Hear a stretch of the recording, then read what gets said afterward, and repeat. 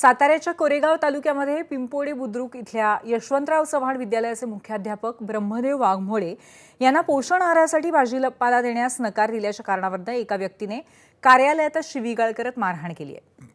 या गंभीर घटनेच्या निषेधासाठी ग्रामस्थ आणि पालकांनी शाळा बंद ठेवून तीव्र संताप व्यक्त केलाय।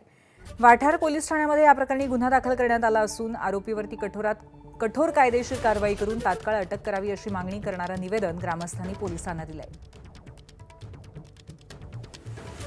यशवंतराव चव्हाण विद्यालय जे मागातील तालुक्यातील जिल्ह्यातील एक प्रतिष्ठित विद्यालय आहे, अशा ठिकाणी एक समाज विघटक घटक धनंजय महाजन नामक व्यक्तीनं शाळेचे मुख्याध्यापक माननीय श्री वाघमोडे सर यांच्यावर हल्ला करून त्यांना मारहाण केली आणि मारहाणीनंतर दमदाटी करून तो व्यक्ती तिथून पळून गेला।